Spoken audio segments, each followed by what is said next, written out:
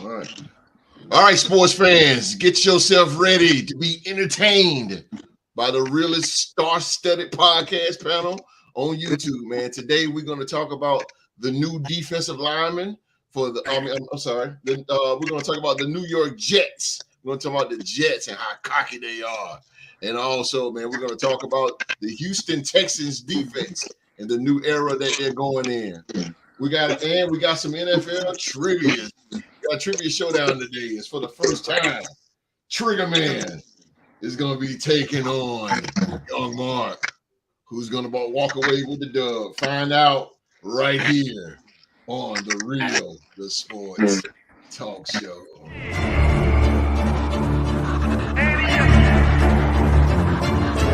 I can't accept the loss. I'm hard-headed. There's a little bit of madness to my method. Many falling off that fine line that I'm treading. I risk anything to be great, and I'm not letting nobody rob me of my victory. Number one, that's what I'm meant to be. When by any means, only thing that makes sense to me, I can make nice or make history. I got that dog in me, yeah. Turn me up. Big energy, got the crowd going nuts. I got that dog in me, yeah. I take on anyone, I don't need a one-on-one. Got that dog in me, yeah. I'm talking all bite, no bark. I could rip your squad apart. I got that dog in me, so what's up? Yeah, so what's up? I told him move over. Enough of that mediocre. I've been the man since cruising around in the stroller. I got ice in my veins like a cut in Minnesota. Why not show you how I'm built? Come a little closer. A lot of heart, been smart, aura gotta glow. We can restart, give head start, still get the same result. I'm about mine. Don't you get it confused? I'ma win again. Yeah, that's all that I do. I got that dog in me, yeah. Turn me up. Big energy, got the crowd going nuts. I got that dog in me, yeah. I take on anyone, I don't need a one-on-one. I got that dog in me, yeah. I'm talking all bite, no bark. I could rip your squad apart. I got that dog in me, so what's up? All right, thank you guys so much for being here with us on this Saturday afternoon, wherever in the planet Earth you are right now, man. This is the Real Sports Podcast, your destination for real analysis and opinions on any and everything sports related. You can also follow us on social media, on all social media platforms. And if you got a Facebook account, go to Facebook and join our sports group, man. It is called the Real Sports Group. I'm a little sore today, ladies and gentlemen. I'm on wisdom tooth pull Thursday, so I'm in a little pain, but nevertheless, I am here for you. And I'm gonna let these guys. It ain't about me anyway. It's about these four gentlemen right here. So let me introduce you guys to the Real Sports Podcast panel. Oh man, making his hiatus, his return, making his return back to the show. Yes, sir. Representing the Jacksonville Jaguars. And if you don't like it, just deal with it. And making his return, give it up for Rockstar Rock. Rockstar Rock. Hey, good to be back. Yeah. Good to be back. Rockstar's in the building. Yes, sir. Representing the one-time Super Bowl champion, the New York Jets. He is live right up in there in Jersey. Yes, sir. He's the Trigger Man. Give it up for my man, Justin the Trigger. What's going on, gentlemen? Good to be back. I'm wearing my no-time NBA champion Nets shirt today. Fading fast out the playoff race. I can't win in anything, man, except trivia with Mark. So, my teams can't win, but I can win against Mark. So, gotta take it where I could get it. You know. I'm telling you, boy, the Trigger. Ooh, already. Hey, man, I got the OG. I got the OG, man. I'm telling you, you cannot go through life without an OG. I'm trying to tell you, got the OG, and he represents the mighty Minnesota Vikings. He is the living legend. He is the legendary Q-Dog. The dog. What's going on, people? We're glad to be back. Stay tuned and stay in for a full fat show. My podcast members are going to bring it to you. Yes, sir. The dog is in the building. the dog. Last but not least, man, we got the pioneer of the Real Sports Podcast, man. That's over 200 episodes. He represented 3-time Super Bowl champion, the Las Vegas Raiders, Oklahoma State alumni. Go Pokes. Yes, sir. He is the king of predictions, the very talented and Mr. Young Mark. Hey man, what's going on with y'all, man? I ain't taking no sweat coming from that dude talking junk up north. It's mad crazy how my boy Luis Perez has won a championship faster than his Jets can win a championship. But hey, that's the way it goes, man. I told you, man, Luis Perez, that guy, man. He's the spring league legend, man. Every spring league. He plays Hope's favorite quarterback of all time, man. Freak that. That dude is garbage. Are you kidding me? That's why he hasn't made it in the NFL. He's still playing in the spring league. Oh, gotcha. All right, nah. I don't know what y'all see, bro. I don't know. But whatever.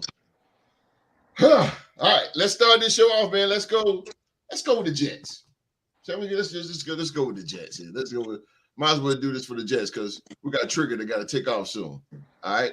So the new Jets defensive lineman, Javon Kinlaw, believes New York has got everything it takes to make a push to the playoffs. Javon Kinlaw is in the business of gobbling up ball carriers. He also not exposed to dining on some rather uncommon cuisine. That much was made clear after one of the New York Jets' newest defenders was asked by the team's website, Carolina, blah, blah, blah, blah, blah.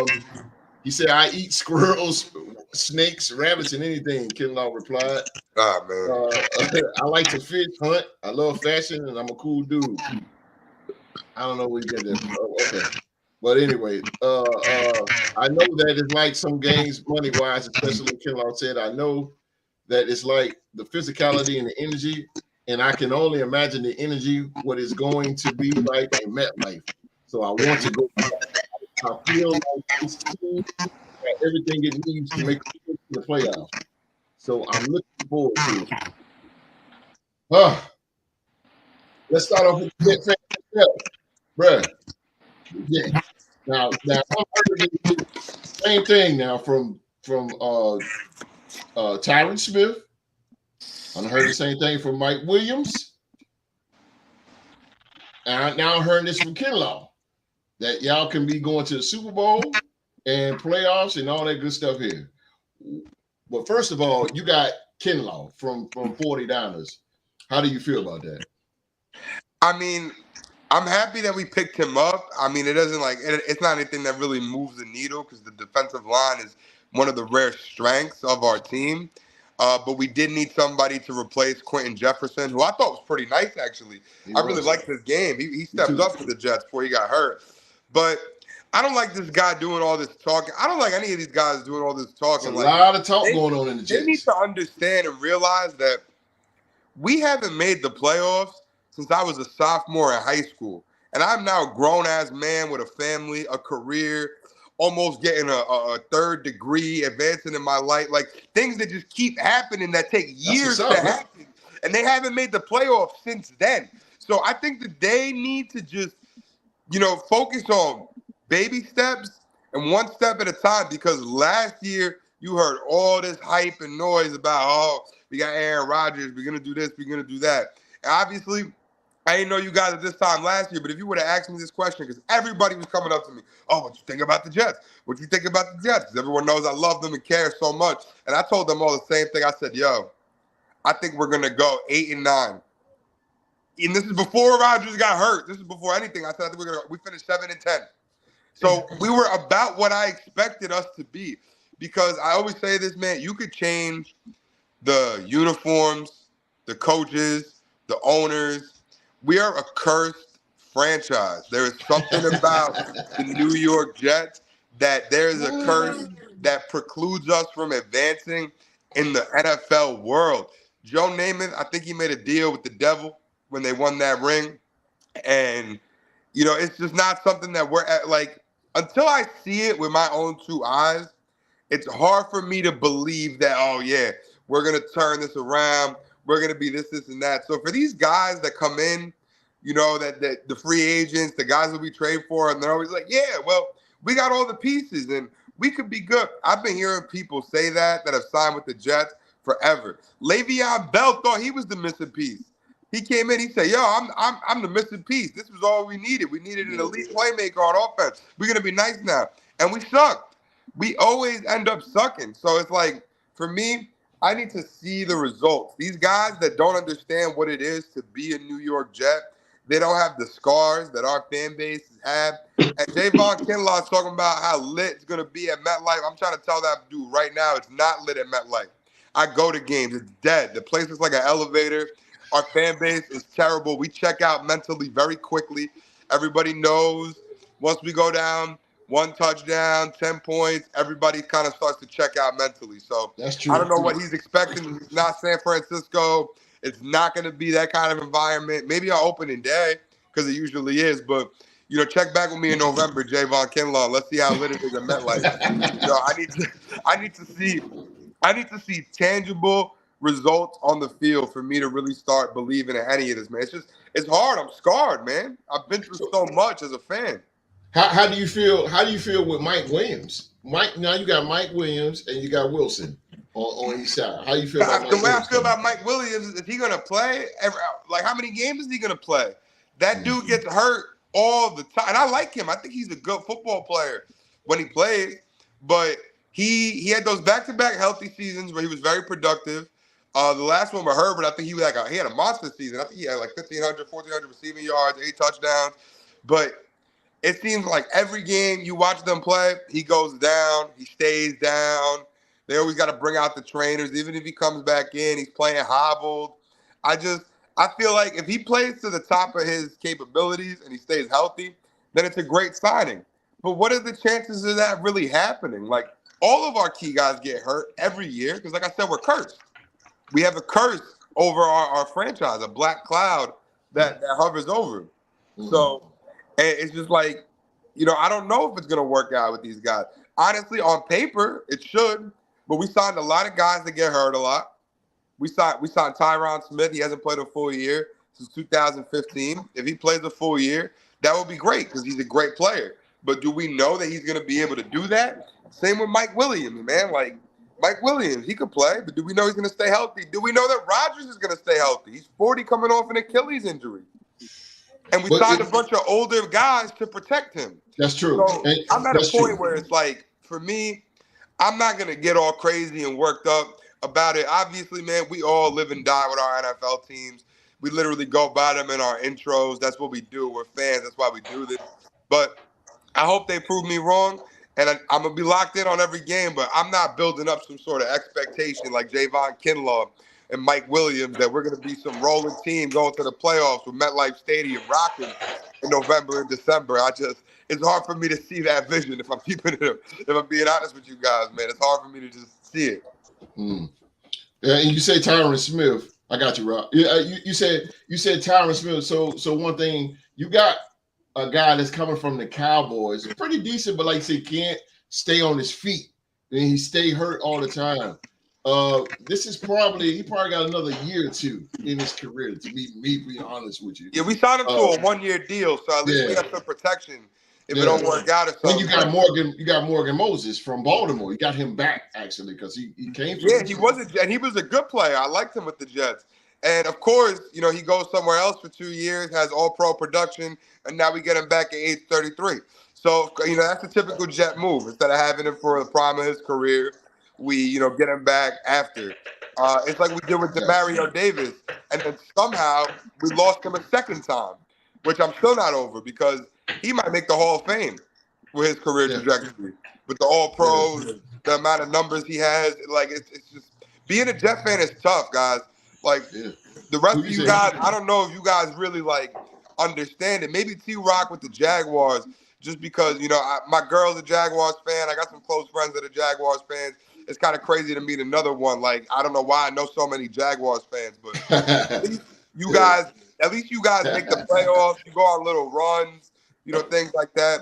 We don't have any of that, bro. We don't have no runs. Like, my favorite Jets teams, besides the back-to-back AFC championship teams, are teams that didn't make the playoffs. Like I was like, yeah, like 2015 was lit. We went 10-6. We didn't make the playoffs. 2013, Gino's rookie year, we went 8-8. That's like my fourth favorite Jets team ever. Like this is sad, bro. Like it's sad. It's really rough, man. And you know, I stay loyal. I haven't missed a game in 15 years, watching or in person. I haven't missed a single game, 15 years. But so I've seen all the loyal. Yeah, not loyal for real, man. I don't play with that stuff, man. I'm passionate. I care a lot, but it's like you got to show me love, man. It's like the Robin S. song. You got to show me love at this point. Yeah, I feel you. Words are easy to say. You gotta show me love. Yeah, hey, boy, look at you going back in the day. You got to show me love. Yeah, exactly, yeah. That's how I'm feeling about the Jets, because they don't show me no love, man. At least the Mets and the Nets make the playoffs. They go on little. Oh boy, don't start. You know they do. They do.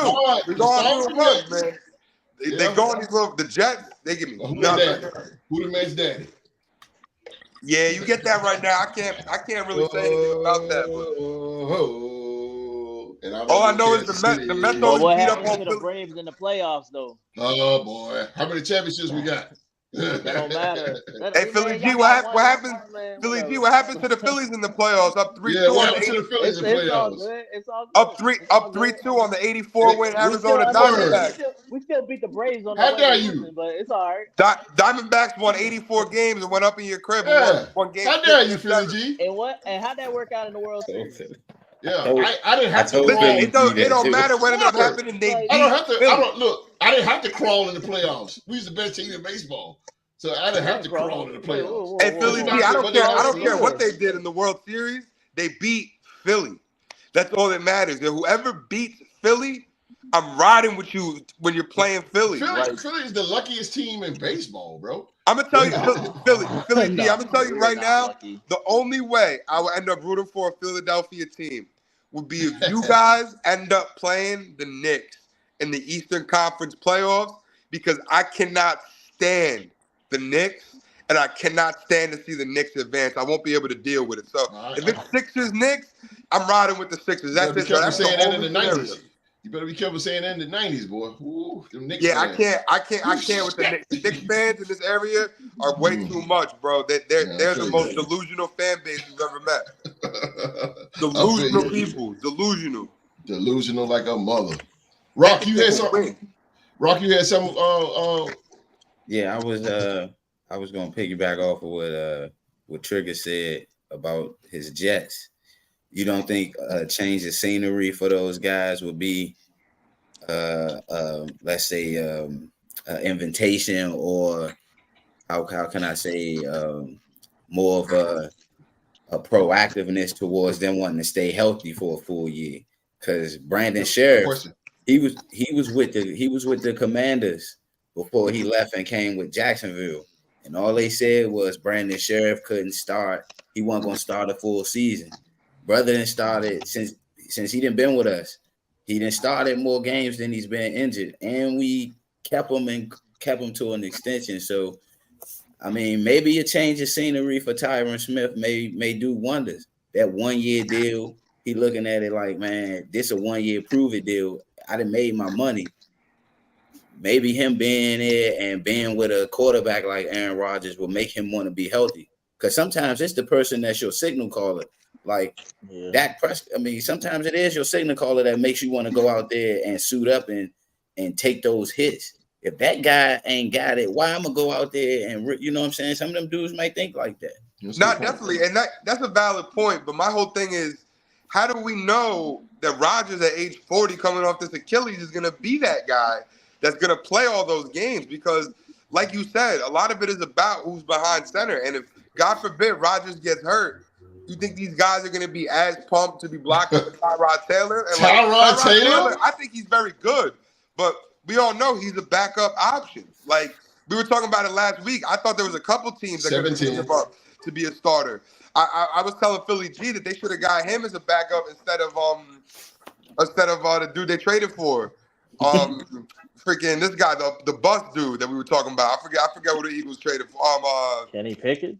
Yeah, Kenny Pickett. They should have got Tyrod Taylor. I forgot his bum ass. But but the thing is, do we know Rodgers is gonna be healthy all those games? So it's like, to me, like I said, I think everything you said is valid. Like these guys, they maybe have an incentive to stay healthy, especially Mike Williams, because he's at a point in his career where if he can't keep staying healthy, he's not going to keep getting opportunity after opportunity like that. But I need to see it to believe it, man, because I'm just so used to guys coming in, free agents, trades, new guys, and just either getting hurt, underperforming. It happens year after year for the Jets, man. And like at some point, we're due for a karma reversal. I just don't know when it is. And also, another thing is I just don't have any faith in our head coach. So, like, I don't think that our head coach is the kind of guy that could put this personnel that we all have in the best positions to succeed. Because let's be real, the NFL is the only league where the coach really matters, right? Like, the other leagues, you can have a good coach, maybe a little bit in the NBA. Some coaches might be worth, a little extra. But the NFL, the coaches really have an impact. And Robert Saleh has proven nothing in his 3-4 seasons as a head coach. He's so far under 500. And I get he hasn't had the most talented team, but there are guys that win with a lot less. I mean, Mike Vrabel won a division championship a few years ago, and they used 93 players. The most rostered players ever in the history of the league. Like Saleh did have talent. He had talent the day he stepped in the damn office. Definitely. And I think, if we had other coaches last couple of years, they might have found a way to squeeze 9-10 wins out of this roster, even with some of the struggles that Zach Wilson had, because we just haven't been coached properly. And now, that's it. I don't know if you heard the last show. I hate Zach Wilson. I'm not going. We don't need to go back. I think he's one of the worst players I've ever seen.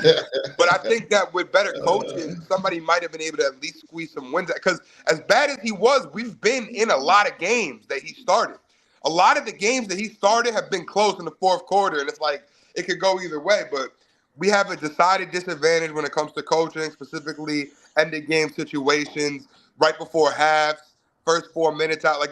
Those key crunch times when wins and losses are made in the NFL, we're always behind, man. Clock management, timeout usage, strategic plans, third and fourth down, when to be conservative, aggressive. We do it wrong. We do it all wrong. So it's like I don't have faith, one, in the guys staying healthy, even though some of them got to prove it, and two, that even if they do that, our coach is going to put them in the best positions to succeed. True.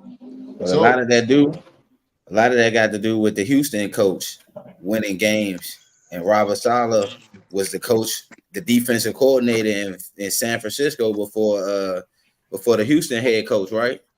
Yeah, T-Rock. Everybody that came off the San Francisco branch is winning games except him. D'Amico Ryan, that's McDaniel why. in Miami. Mike McDaniel was working as the OC, and I think there's one more guy off that tree. I'm drawing a blank right now. Who?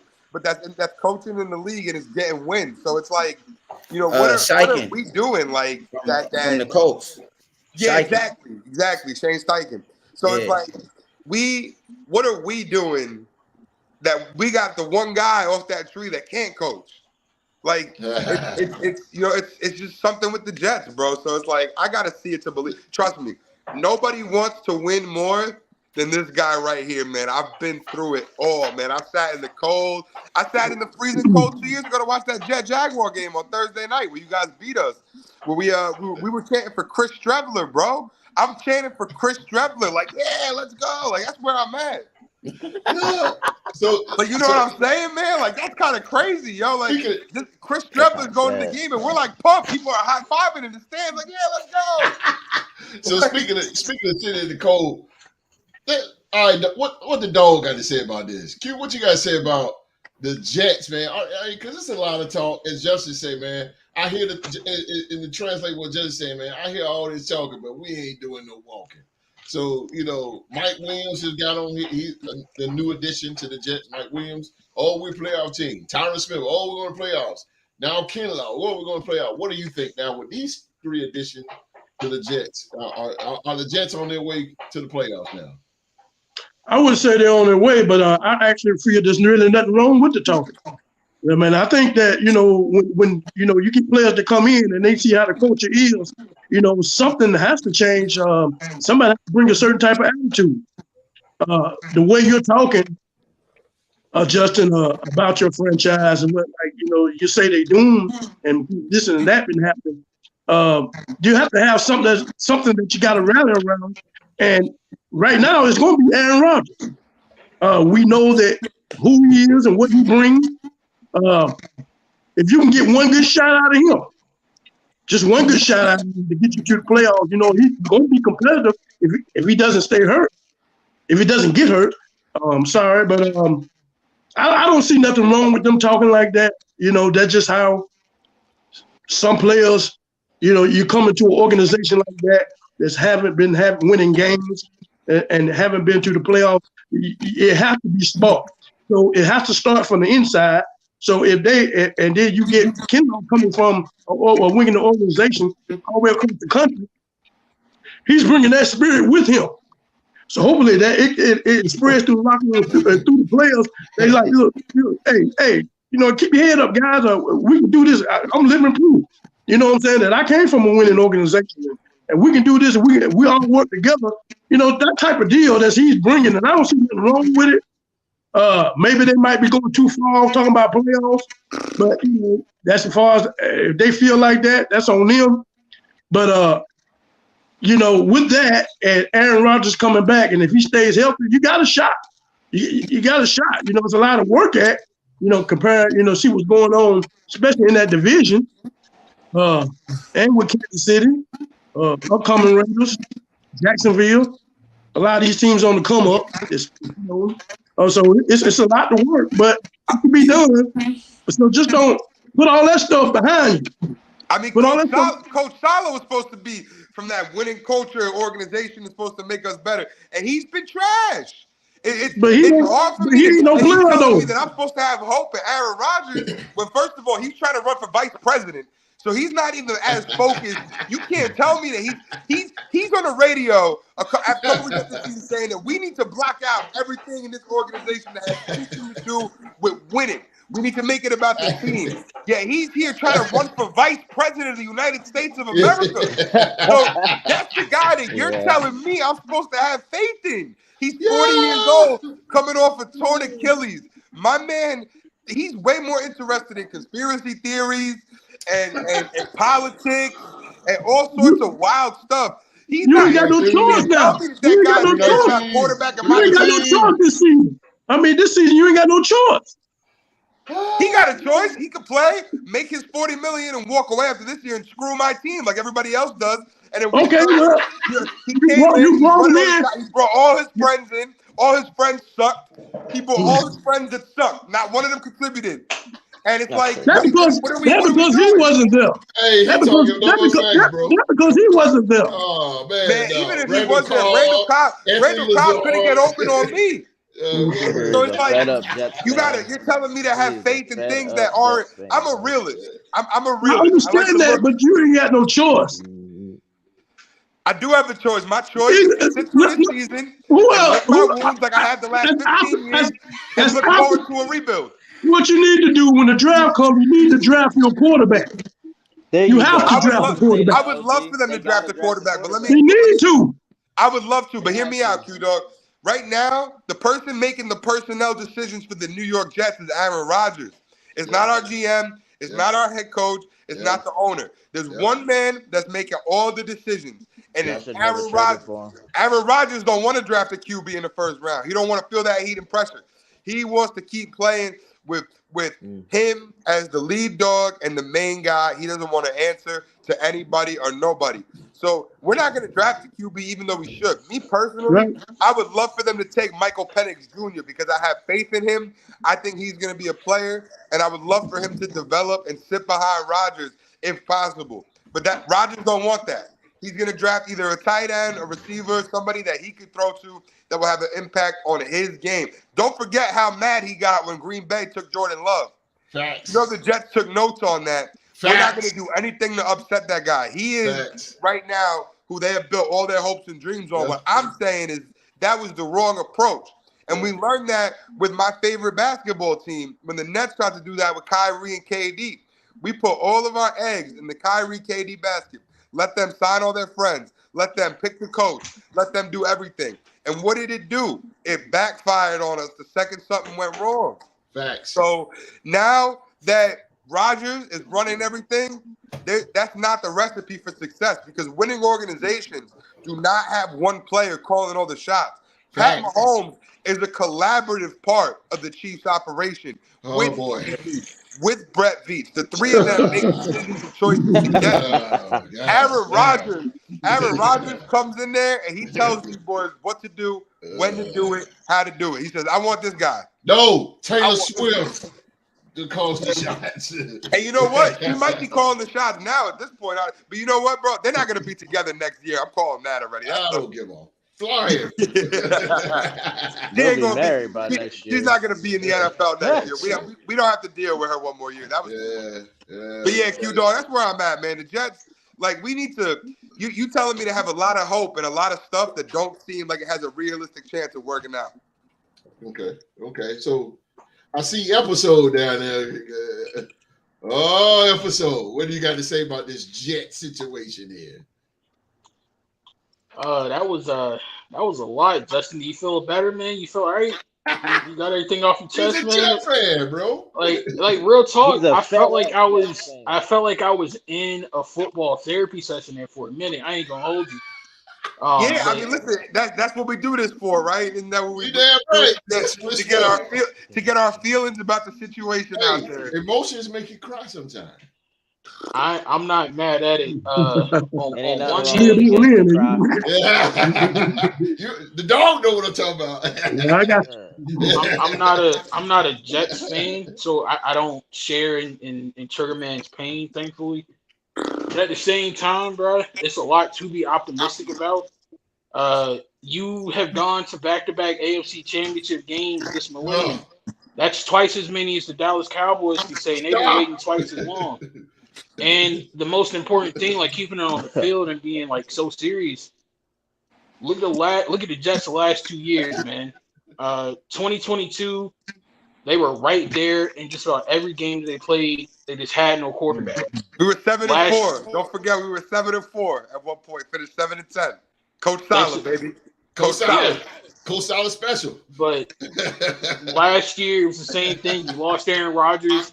Zach Wilson pulled one out of his rear end against the Bills on a bad call by the refs. You won that game, but the common theme the rest of the season was you didn't have no quarterback.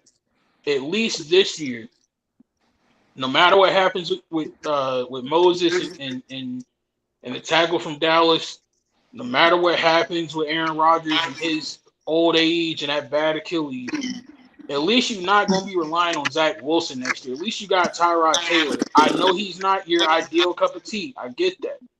But without the shadow of a doubt, every single person on this show can agree that man is better in every way, shape, or form than what you would have gotten out of Zach Wilson. Oh, yeah. I like Tyrod Taylor. I was advocating for him on He would have beat my Eagles. I think he's a starter. No. I think Tyrod Taylor is a good football player. I think Zach Wilson is one of the 5 worst quarterbacks I've ever seen in my life.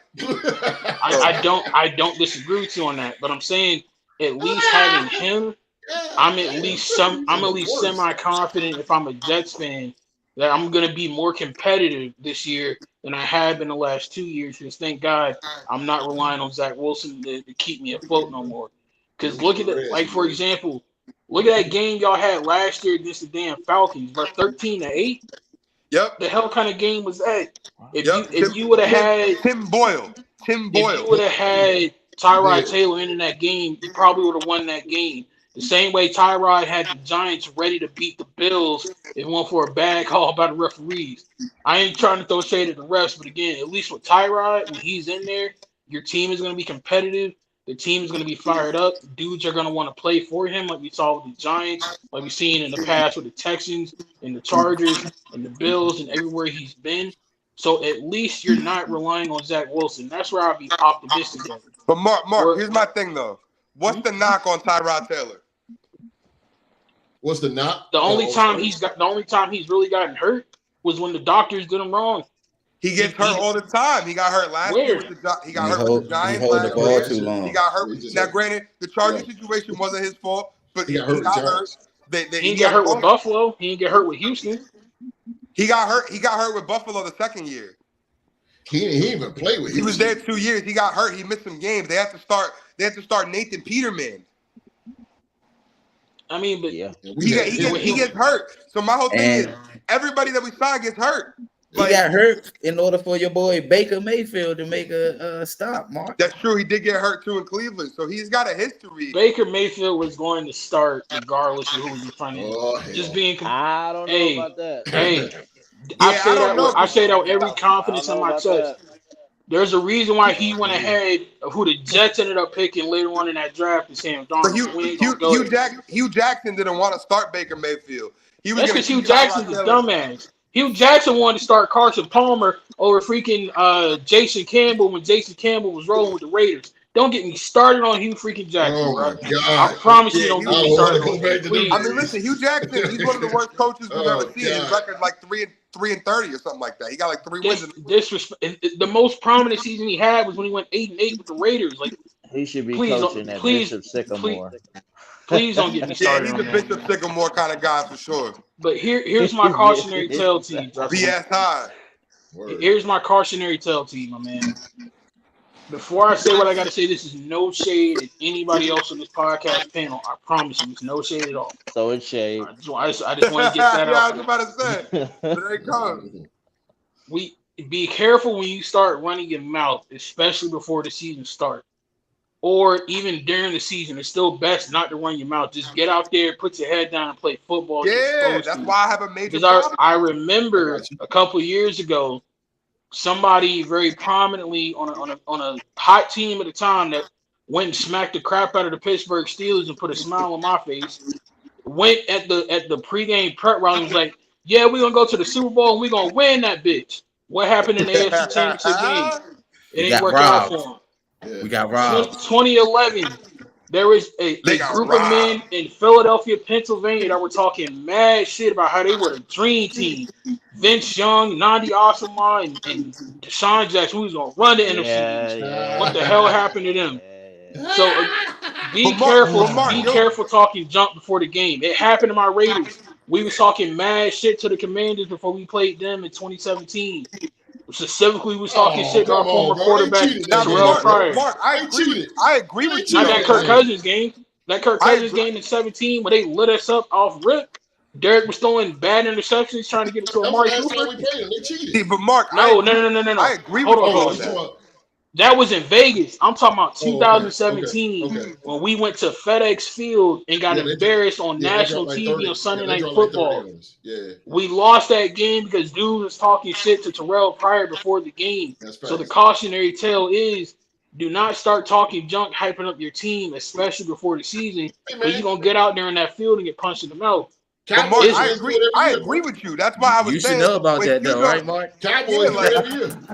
But Q-Dog was saying he has a problem with the Jets talking. That's why I was saying I do because, like you said, we haven't proven anything to even be talking like that. Like all we do is talk. Like every year, every season. I've heard so many guys say, "Oh, we're gonna turn this around." Jamal Adams, one of my favorite Jets ever. Every year he was here. He's like, "Yo, this is the year we're gonna turn it around." It's never been turned around. It's been 15 years since it's the longest playoff drought in the big three sports: football, basketball, baseball. I don't count hockey, so I'm not even counting hockey in the big sports. But in the important sports in America, we have the longest playoff drought, bro. That's no joke, man. Like there are no reasons for optimism. Like one of my best friends, he's always telling me, "Bro, you're the most negative Jets fan ever." I see him all the time. He's like, "Yo, you're the worst fan." And I'm like, "Bro, I'm a realistic fan, bro. I'm a realistic fan, bro." When they only say that. They only say that trigger. They only say that because they're not agreeing to what you're saying. Because they don't know what it's like to be a Jets fan. Man. The only time I've ever talked smack about any of my teams was when the Nets got Kyrie and KD. I'm not gonna lie, you couldn't catch me telling everybody we were winning everything. Yeah. I was convinced we were gonna get at least one chip out of that. Convinced, bro. Like that, I'm still holding on to it, even though it's gone. Like it's so sad. Yeah, and that's the beauty about this show because everybody on here is real fans. Now, Philly G, sometimes he drink the Kool-Aid a little bit, but that's a Philly fan, yo. Exactly. So he drinks the Kool-Aid a little bit. Philly fans, man. I gotta drink it sometimes. Rock don't even have Super Bowl, but he's a realist when it comes down to the Jags. Q the same way with the Vikes. Man. Everybody's real with it, bro. I'm gonna ride with the Jets till the day I die. That's there you go, bro. I'll never miss a game. That's how it should be. Nobody wants to get this turned around and win more than me. But you got to be realistic about the situation. And I'm looking at everybody we signed, and I'm looking at the head coach, and I'm looking at the medical history, and I'm looking at his record and what he's got to work. I'm looking at our GM, who's been the GM for 5 years now and is yet to make a playoff appearance. And I'm factoring on all these things, and I just don't see how we could really truly advance and win at a high level. It's hard for me to envision it, guys. And that's just the reality of the situation. Hey, I like I said, bro. I wish the best for the Jets. I like Aaron Rodgers, one of my favorite quarterbacks. I like Green Bay's version, of course, with Aaron Rodgers. But again, man, he's one of my favorite quarterbacks. The dude, in spite of all his shit, man, he's still a great quarterback. And let's have him get a completion for my team in a regular season game before I start, anointing him as my quarterback. How about he get a completion? Let's get something in the flat early. I agree with you. First play of the game, get him a little completion. Yeah, that way, at least if he pops his Achilles again in the 5th play, I could say I saw something happen with this guy. Because, it's like you can't even make up what happened to us, bro. Like this guy has all the hype, Hard Knocks, and 4 games to the season done for the. And I knew he was done immediately. You can ask anybody. I said it immediately. The second he went down, said it's over, because that's just the Jets fan mentality taking over. And you got to be realistic about it, man. And like I said, all of you guys, at least your teams have, gone to the playoffs, made a little run. Yeah, shit. In the last 5 years, all of you guys have seen a playoff game. Most of you have seen a playoff win. Okay, I've seen nothing, gentlemen. No run. Hold up. Philly G went to the Super Bowl last year. Philly G went to the Super Bowl last year in one division. Q went to the NFC Championship in 2007. We haven't done jack squat, bro, since 2016. You said 2007. You guys were in the playoffs though against the Bengals and almost beat. 2017. I'm sorry, 2017. Yeah. The Vikings went to the NFC Championship. But the Raiders almost beat the Bengals in the playoffs with Rich Bisaccia. The Raiders almost beat the Bengals in that playoff game. And then Q-Dog's Vikings have won a couple playoff games. And we would have done it too if it weren't for that bum Alex Leatherwood from Alabama. Yeah. Oh, God. Yeah, exactly. And Jesus. Like you guys have all seen. Yeah. Like my best scenario is I'm just looking for us to be on that little in the hunt graphic. Yeah. Like I'm just looking for, are we in the hunt? Like that's my best case scenario. Yeah, that's what I'm. Yeah, that hunt. That's what I'm trying. Oh, goddamn. That's where I'm trying to get to. In the hunt. Philly G, before we get to trivia, Philly G, what you feel about the Jets, man? They are they cocky or is it the right moves? Or what's going on here? What you think? It's all right to be confident. It's just like we said, don't run your mouth too much before the season even starts. Yeah, because everything happening on paper, it may look good on paper, but until you hit that field, that means nothing. Yeah. So Cowboy fans, listen. I would say Trigger, just hang in there, bro. I hope something happens though, and for those Cowboy fans, yeah. Oh anyway. Boy, they are the all-time leaders in that shit. Oh, that's the one thing I can say about Jets fans. Y'all not like Cowboys fans. When y'all finally beat us, y'all were very cool about it. My brother wasn't, but y'all. I'm not gonna lie. I'm not gonna lie to you, Philly G. I wasn't really too cool about it. I texted some Philly people like, what up? Because I've heard a lot of, man, that was the only team we had never beaten before. And I had a lot of Philly friends that kind of rubbed it in on me, but I had to bring, and also, I mean, Miko Hardman leaked our game plan and we still won the game. So. Yeah, and it's like, I couldn't really say anything like, man, y'all played a hell of a game. But as far that as was a good game for sure. We played Philly G, you talked that noise, Philly G. You ate that crow that day. I was talking. Yeah, you told it. At the same time, but at the same time, I got humbled very quick. Yeah, you did. Ass whooping happened. But anyway, humble power. But they still lost the Super Bowl anyway. But as I was saying, yeah, man, you're gonna be all right. The Jets are gonna be all right. I hope that they do well this year. And I think Jets gonna be all right. Just hang in there, man. Listen, man, trust me, nobody would love to be more wrong about any of this than me, man. I would love to be on here with you guys in the fall. and all you got that, yo, Justin. You was will be talking here. all What do you mean? Where you going? Yeah, no, I'm saying I would love to hear you guys say this guy was wrong. He messed everything up. He was talking all this junk about the Jets. And you'll get that when we start laughing at you. I would listen, man. If they're winning games, I'll take all They the gonna be laughter. like 5-0. We We're gonna be like, man. I want to win so bad, man. Like at this point, I want the Jets to win more than any of my other teams. I think, and I'm probably, to be honest, I care about the Mets the most, but the Jets are a close second for me.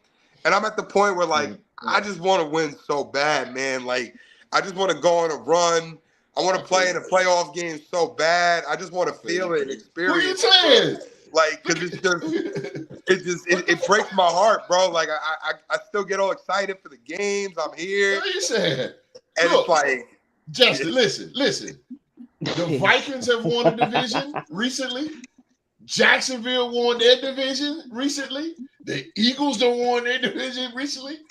We have it, and we got. And we about to take it back. Titles. What are you I saying? gotta talk my smack on that. We got to deal with Whitrick Mahomes. The violinist. We got to deal with Roger Goodell and the Kansas City Chiefs. Drew to the game. What's up, boy? They gonna win their division. Drew to the game. Hey, what's up, Drew? The Raiders are gonna win the West. Hey, but I predicted y'all was gonna beat the Chiefs. Oh, appreciate you. And that song for just. I predicted when Denver was gonna beat the Chiefs last year. Oh man, I told Mark that. Word. All right. Hey, T-Rock, real quick before we hit trivia, Trevor Lawrence the guy? Yes. You said that confidently. You sure? Yeah, because I said that confidently because our offensive line and our defense dropped the ball. Our quarterback was playing through 6 different injuries and still coming out there and leading us to the point where the only game we got blown out in our last 6 games was the Tampa Bay game, where he was full of it. He couldn't take any more of the abuse. I don't think he loves football. Yeah. I mean, everybody questioned that.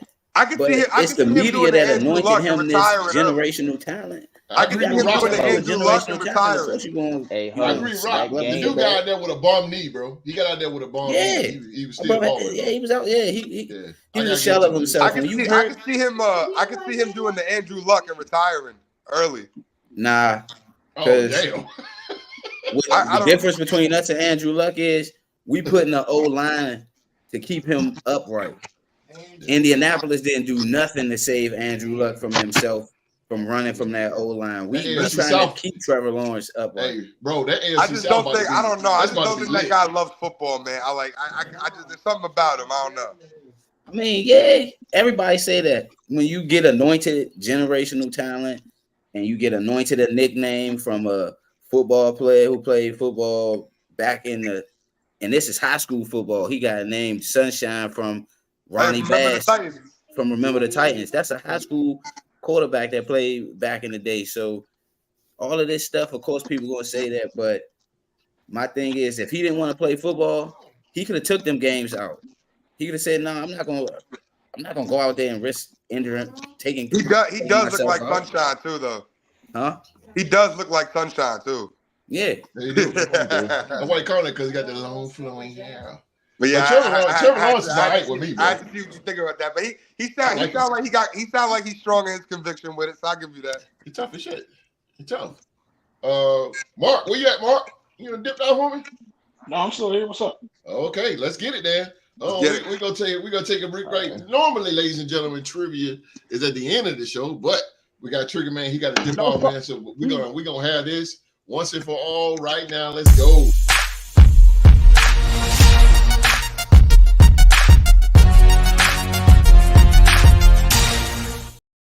I ain't said this in a long time, but trivia is back. We have NFL trivia here. We got the trick. Oh, he done stood up, Q. He done stood up, Q. He pulled his thing out the ground. Oh, he done stood up. You done poke the bear. Yeah, I'm talking poke the bear now, boy. Time to play that go button. Here we go. Time to play the game. To Yogi Bear picnic basket. Word. I don't know if you're a big wrestling fan. I don't know if you're a big wrestling fan, bro, but you better be Samoa Joe. Tell him. Oh, snap. Here we go. Here we go. All right, Trigger. We got the longest reigning NFL trivia champion, Mr. Episode Young Mark. He was challenged by the rookie, Trigger Man. So we got NFL trivia and Trigger. This is how it goes, man. I'm going to ask 7 questions, and whoever has the most out of the 7 will walk away the winner. And the winner will play the champ, and the champ is Q-Dog. The champ is here. Okay. Yeah. The champ is the dog. So is it, how's the format work? You ask the question and we just jump in, or like we each get a chance? Like you each get a chance. Okay. Yep, you each get a chance. Usually before I start this, I ask the panel who's going to win. So let's start with Philly G. Who you got? Mark. My best friend-in-law. You already know. Oh, you're going on Mark's side. I got my best friend-in-law, man. All right. That's a bet. Rockstar Rock. Rockstar Rock is a former champ himself. Who you got, man? You got the Trigger. Well, you know, Mr. Gonzalez is a new to the panel. He seemed very knowledgeable about his Jets. And he seemed very knowledgeable about the sport overall as far as with football and basketball. So, but you know, I didn't see Mark in action. Everybody see Mark in action. That's you know what I mean? I've never seen nobody talk trash to Mark. He's always the one that's been. He's always the one that talk trash. So this is a new element for me. But I'm gonna have to go with my man Mark on this one. Oh, it's 2-0. All right. I like that. Let's go with the champ, the OG. Who you got? Oh man, I tell you, since Mr. Justin joined the podcast, he's been on here a few weeks. I think he is knowledgeable sports. He got a good library going on upstairs. Mark, you know what? We know how Mark is. Mark loves these challenges. He's a real cerebral himself when it comes to the NFL and sports. This is going to be a tough one because they both, when they see each other, they kind of chomp at the bit. They're kind of like me and you. So they always want to get each other in a friendly spat. So this is a good way to start the trivia off, a host, and I'll be waiting on my victim. But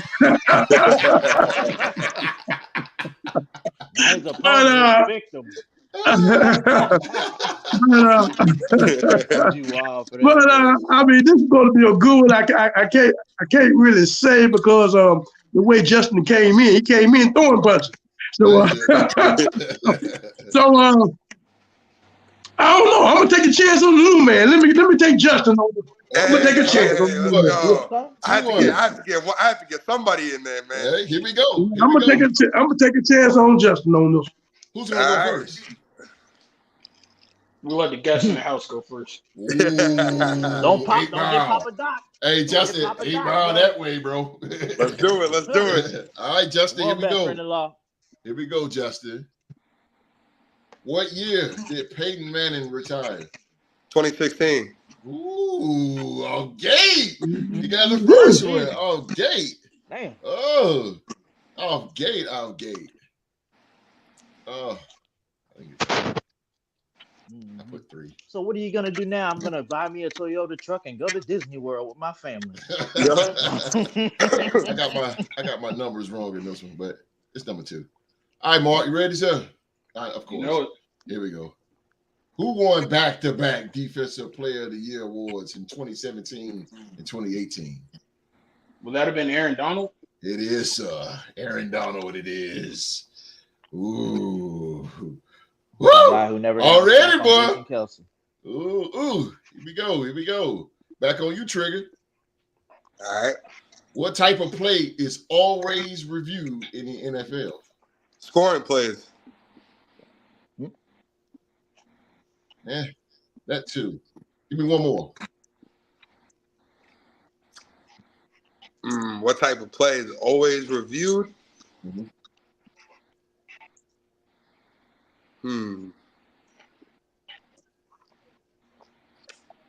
I would say I thought scoring plays is the only play that's always reviewed. That don't count as an answer. Every scoring play is reviewed. You're right. Mark, let's see what Mark is. Let's see who's closest. All scoring plays are reviewed, and all turnovers are reviewed.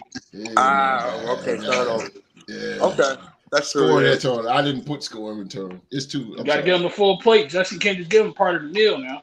I don't know. I feel like that should be a split because all scoring plays are reviewed. So that is true. That should be a half point. Yeah, that should be a half point. All the times you was watching Zach Wilson play, you don't run that song to replay every time you do a pick. Nah, because they don't have to replace. They don't have to review his turnovers, man. They just clean cut. I tell you what, I throw that one out because that was on me. That was on me. Yeah, so it's still 1-1. It's still 1-1. Okay. Both of y'all got it. So I put it like this. It'll be back on Mark now. All right, what's up? We'll leave that alone. I'll take that off. You ready, boy? Yeah, ready. Go. There we go. All right, Mark. What season did the NFL move the extra point kick to the 15-yard line? What year? That's a good one.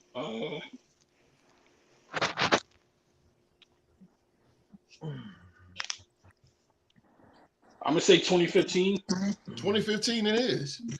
Thank God for Madden. Thank God for Madden.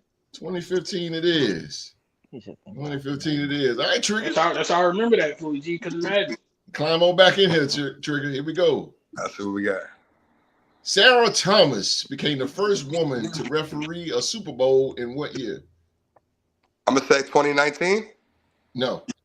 Ooh. Mark? Because I ain't got nothing to lose, I'm gonna say 2022. No. Ooh, Mark was close. Okay. That was a tough one. I don't even know who that is.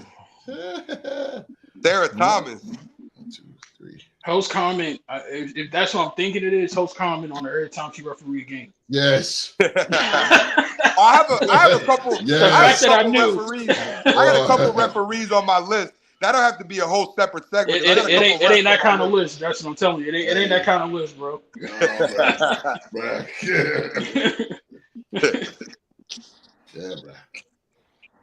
Bruh.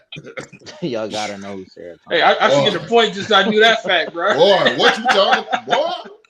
I should get a point because I knew that. You're not watching a game if she's not on it. Like Philly G with Becky Lynch. You feel me? Word. Oh, boy. All right, Trigger, back over you, bro. All right. Oh, man.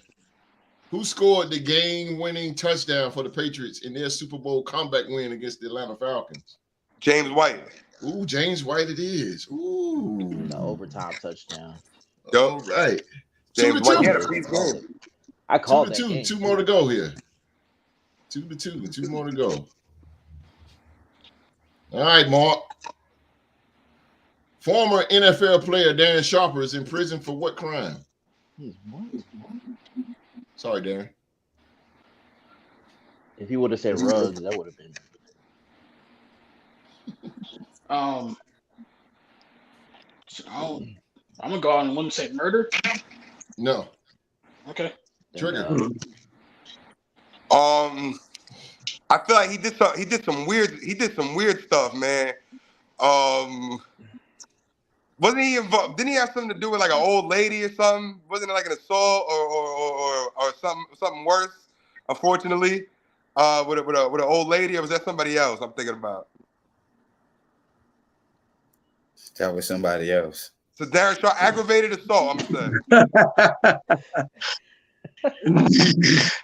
Darren Sharper went to jail for forcible rape on women. That's what I meant when I said something worse.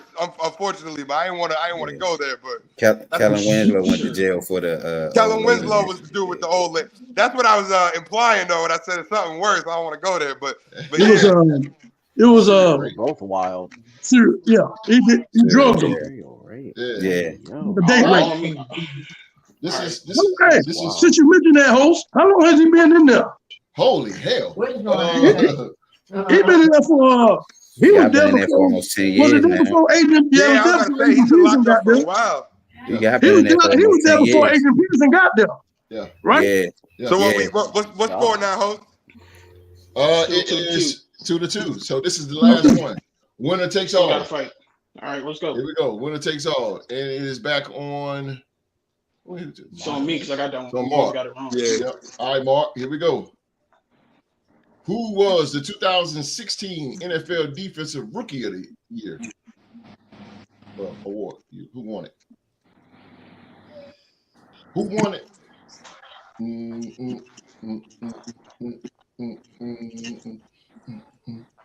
Come on, Mark, you got this, bro.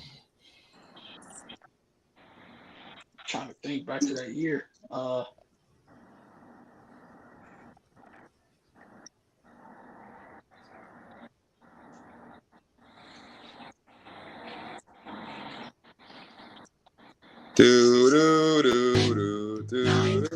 Eight, 7, 6, 5, 4, 3. Alex. Was it TJ Watt? No. Trigger for the win. Get it, Trigger. Who was the 2016 NFL Defensive Rookie of the Year for the win, sir? 2016. I still get a question though if I don't get it right? Because this is a still one. Yeah. What? Do I still get a question? We're going to overtime. We're going to overtime. So yes. Okay. Let me see. 2016. Dang. I'm trying to think. Rookie. Please don't pull a Doug Peterson and go to overtime. All right. 2016. Trying to think, man. I don't know. I think I'm going to have to pass this one. Can't pass it. Is it Jalen Ramsey? Jalen Ramsey? No. 16? No, he got drafted. He got drafted up before that, right?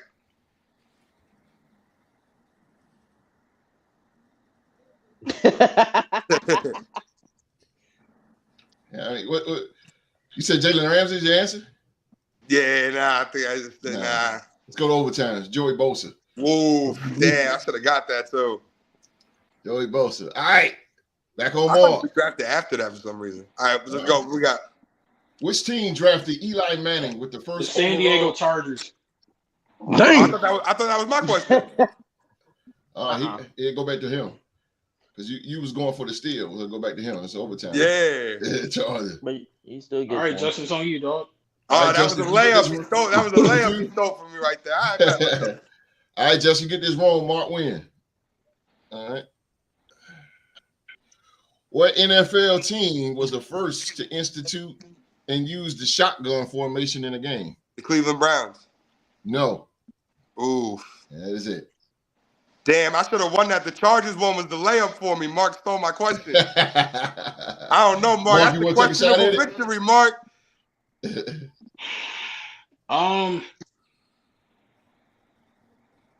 It's two teams that come to mind, but because I know he really innovated the crap out of some offense.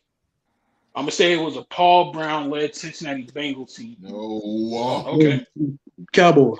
49ers. 49ers. West Coast. Walsh. See, I was close because Bill Walsh is a Paul Brown disciple, so I was close. Hey, host, I don't know, man. I think that's a disputed victory. Mark stole my question. That was a layup. No, because the last person who was on before we went to overtime was me. We both got the question wrong, but it was still my question.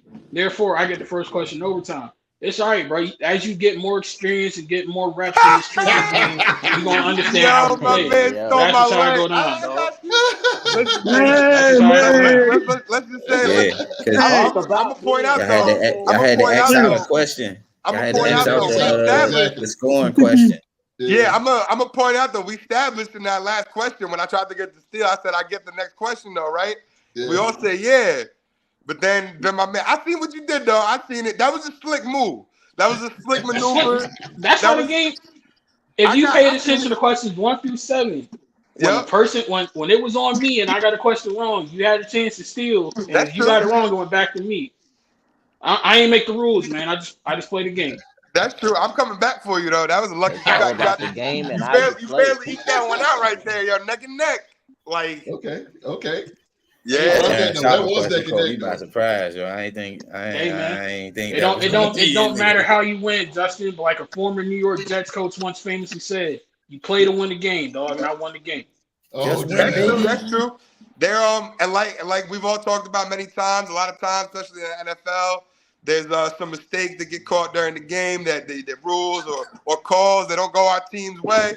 I'm a Raider fan. What are you telling me that for? You got a call it didn't go my way. Bruh. I was supposed to get my question, and Mark stole my question, and this is where I'm at. Hey, listen, man. Justin, you lost, buddy. Let's go. You guys Come on. We can't be like that now. We can't be like that. Take your L and go on. We'll see you next week, baby. That Chargers one was a layup. I'm coming back though. No, take your L and go. Let's go. Let's take your L and let's go, baby. I ain't got to when I got swept. I got swept by OG. Nobody took that L harder than I did.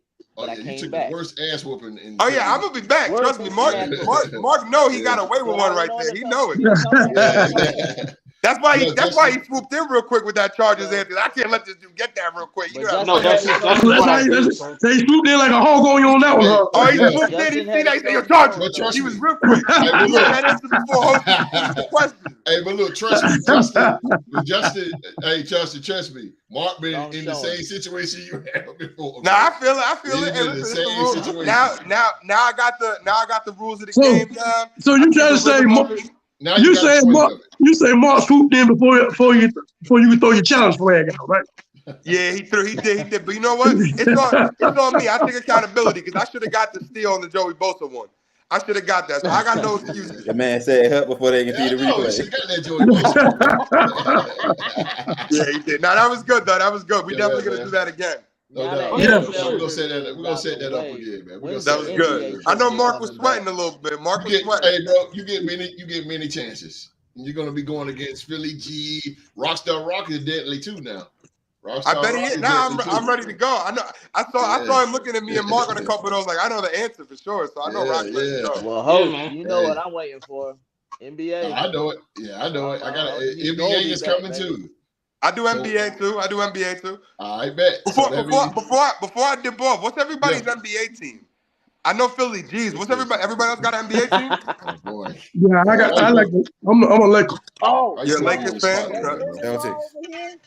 I stand the purple and gold. T-Rock Celtics. And then what about you, host? I ain't telling. What about you, Mark? You shaking your head? You a Hornets fan, Mark? They bleed Carolina blue. Yeah, I'm a man. I can't. I go college. Like all the other sports, man. There's not much I can say. Now, host, bro, you can't do that, bro. You can't do that, bro. I'm a Nets fan, so. Hey, LaMelo Ball is my guy, though. LaMelo Ball is my guy. You got 5 rings, man. I can't let you go like that. I do want him on the Nets. What you say, Philly G? I say you got 5 rings, man. I can't let you go out like that. Yeah, you blow the dust out them rings.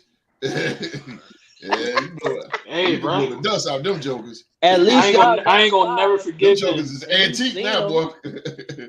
Yeah, I've seen one. I haven't seen none. I'm a Spurs fan. Thanks a lot for Tony Parker, host. Hey, listen, why you trying to hold that, man? You should be proud of that. You a Spurs fan. I'd be hyped off the Spurs fan. Come on, man. My play on the Spurs on 2K, me and Wemby Young in the playoffs. Hey, good luck to you, bro. T-Rock, you want PlayStation? 23. I'm away from 25. Oh, we're gonna have to play some time, bro. I'm gonna have to catch you on there. Hey, Justin, don't try to switch the game now. You lost, baby. I did. Listen, man, I gotta come back.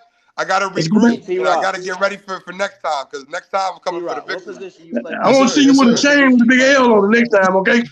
Next time I'm gonna switch the cross for an L for you, Q dog. Yeah, put an L on there first. That's how it is when you lose, but they clown you. So guess what? Whoever loses next, I can take it. I'm a big boy. I can take it. I'm gonna be back. I know you can. Mark knows. He knows he eat that one out. That's why he popped off with that Chargers before it came out your mouth. He slipped that one on you, baby. He slipped that one on you. Justin, you gotta go back and watch the film, bro. I don't have the most longest streak of successful title defenses in the history of the show for nothing, dog. Listen, You got it. You was on point. Hey, Justin, now you know how you get down now, huh? Oh, yeah, I'm ready for it. He knows. Listen, he got me in overtime, first time. Overtime, next time. It's going to be done in regulation. I like that. Y'all went overtime. That's what's up. Next time. I knew it was going to be tight. I knew it was going to be tight. Yeah, that's true. You called it. But listen, gentlemen, I'm about to sign off. I done seen some blowouts. And boy, hey, gentlemen, I gotta sign off. It's been great rolling with you guys today, for sure. I put the NWA on you, baby. Nice meeting you, bro. We see you. Q-Dog, always a pleasure. Philly G, same host. And Yes, Mark, sir. I'm coming for you next time, bro. You may have won the battle, but the war is not over, brother. You won the battle, but the war is not over. I will be back. And we are coming for that, man. Just like the Hornets. Trigger, we'll see you Tuesday, or you let me know. I think I'm gonna let you know. Most likely, though. Most likely, I'll be here Tuesday. All right, I'll catch you, gentlemen. Yeah, man. All right, bro. All right, Trigger. Be good. Right. Be safe, man. Ladies and gentlemen, Pete, what he said, I won the battle, but he's gonna win the war. The New York Jets said the same thing after the 2010 season when they reached the AFC Championship game. We ain't seen them since. What's up, GC? Y'all made it that far. GC's my dude right there, man. What's happening, baby? What's happening there, baby? My dude there, man. GC. Wait, Mark. Answer my question, though. Cajun boy. boy. To the AFC Championship. 2002. My dude. 2003. It's all good. Oh, man. Still better than the Jets. All right, Mark. You can bring your heart rate down. I know it's beating. He said bring your heart rate. I'm good, man. I'm gonna beat like I ain't had fun in trivia in God knows how long, so I'm straight. I defended my turf, and we good. That was a Guess what, man? And you got to face the dog, and you got to face the champ, and then you ain't beat the champ yet. That's one guy you can't get past. Hey, bro, just because Dan Marino couldn't beat Ken O'Brien don't mean he was any less of a Hall of Famer. Good point. Good point. Yeah, good point. Yeah, good goddamn point. Okay. Touche. Streets are made to be broken. Brock Lesnar. Hey, we don't talk about streets on the show, bro. We do not talk. I live in GC is the reason why we don't talk about streets on the damn show. Word. Man, trying to. Hey, man, get that bag though. Get the bag. We miss you too, bro. For real. Hey, bro, he got to work hard so he can buy us that them luxury suite flyers, man, tickets in the Superdome for the Raider game this year. I don't think I want to go back to New Orleans, boy. No, sir. boy. Hell. Boy, that's hell you ain't no. About it? No doubt about it. Hell no, boy. That's a rough city, bro. I've been in New Orleans. Yeah, it's rough, bro. I bet you have. I stayed right next door to the Superdome too. Did you? Yeah, I was around the corner. No, you know that big hotel that overlooks the Superdome? I stayed there when I went to New Orleans. Yeah, man. Yeah? Okay. Had alligator and everything. Yeah. Did you? Yeah, bro. I ain't going that far. Alligator. That man said Bobby Boucher in it. Alligator, bro. Mama said. Bobby Boucher come on here. Mama, brush your hair. That was trivia. We got one. We got one more to get at, man. I want to talk about real quick, man. The Houston Texans, man. Boy, that defense has gotten a whole lot better. The Texans, Will Anderson, fired up to play alongside Danielle Hunter. Teams got to choose who they're going to double team. The Houston Texans might feature one of the best 1-2 punches of pass rushers in the NFL next season. After trading up in the 2023 NFL draft for Will Anderson Jr. last year, the Texans made a big splash in free agency this March, signing Danielle Hunter to a 2-year, $49 million contract, and that has Anderson pretty tickled. He said, as and I quote, "I'm very excited, and I was jumping up and down, man, because I was so excited. It's really exciting. He's a great guy. He loves football, and I can't wait to go out there and wreak havoc with him." Anderson and Hunter share the same agency, the LA-based Clutch Sports Group, and they first met at the Pro Bowl, which led to a dinner between the two eventual teammates after Hunter signed with the Texans. The pair spent more time together. In 15 games and 13 starts, Anderson, the number one number 3 overall pick in the 2023 draft, total 45 tackles, 10 for losses, 7 sacks, and 22 quarterback hits. That earned him Defensive Rookie of the Year honors last season. Anderson was second on the Texans in sacks, forming a pretty good pair with Jonathan Grenard of 12.5 sacks last season. Grenard actually signed with the Vikings after Hunter left, but Anderson believes his new pairing with Hunter, who has 16.5 sacks and led the NFL in tackles, 4 losses with 23 last season, and would be even more impactful. Now, I got to start with the guy who had him, the dog. All right, Danielle Hunter. He exits your best defensive player has gone over to Houston to form with the young guy Will Anderson, and you, sir, has taken their best defensive player, Jonathan Grenard. But we're talking about the Texans right now, as it is. What do you think Danielle Hunter is going to bring over to Houston? Man, I tell you, it's sad to see Danielle Hunter go. We raised him coming out of LSU. He wasn't really a high college prospect when he came out, but the measurements that he had with the long arms and everything, we felt like it was something that we can work with. I brought him in, raised him as a baby, and he just took off. They're getting a football player.